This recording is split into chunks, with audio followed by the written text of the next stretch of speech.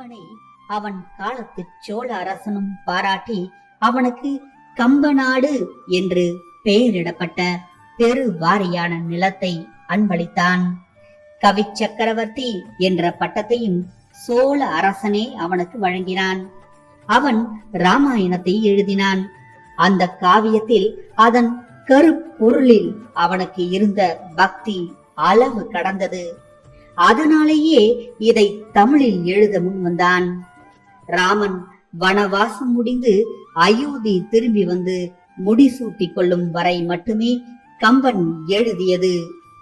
எனினும் உத்தரகாண்டம் ஒட்டக்கூத்தனாலோ அல்லது வாணிதாசன் என்ற வாணியின் தாதன் என்பவனாலோ எழுதப்பட்டதாகவும் சொல்லப்படுகிறது.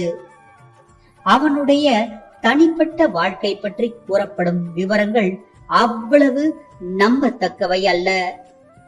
திருவொற்றியூரில் சதுரானன பண்டிதருடைய சைவ மடத்தில் வள்ளி என்ற தாசியை சந்தித்து அவள் மீது கம்பன் காதல் கொண்டானாம்.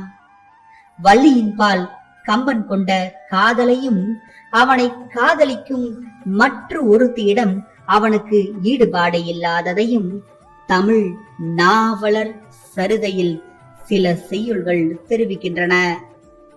பாண்டியன், காகதிய ருத்ரன் உட்பட தன் காலத்திய அரசர்கள் எல்லோராலும் கம்பன் பாராட்ட பெற்றான். இவனுடைய பெரும் புகழ் கண்டு சோழ அரசனை பொறாமையடைந்து இவனை கொன்றுவிட சதி செய்ததாகவும் தானே இருந்து அவனை கொலை செய்ததாகவும் கட்டுக்கதைகள் உண்டு. இவற்றை சரிபார்க்க ஆதாரங்கள் இல்லை. வெண்ணை நல்லூரை சேர்ந்த சடையப்ப வள்ளல் என்ற ஒரு செல்வந்தரால் இவர் வளர்க்கப்பட்டது குறிப்பிடத்தக்கது.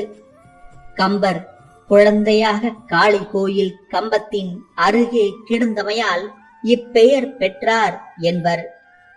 கம்பன் கொள்ளையை காத்து வந்தமையால் கம்பர் என்று அழைக்கப்பட்டதாகவும் சிலர் சொல்வர். காஞ்சிபுரத்தில் உள்ள இறைவனாகிய கம்பன் தேவார பதிகங்களில் கம்பன் என்றே சூட்டப்படுகிறார். அந்த பெயர் இவருக்கும் இடப்பட்டது என்றும் சிலர் கூறுவர். கம்பர் இக்காப்பியத்தை அதன் மூலமான வடமொழியிலிருந்து தமிழுக்கு மொழிபெயர்த்தார்.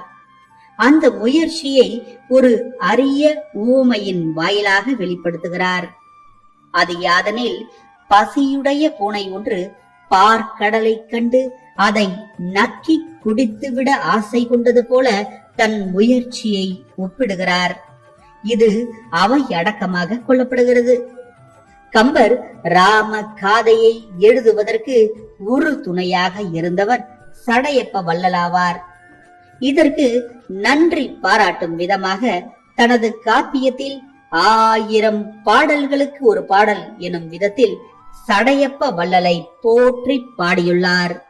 இதன் தொடர்ச்சி அடுத்த அத்தியாயத்தில்.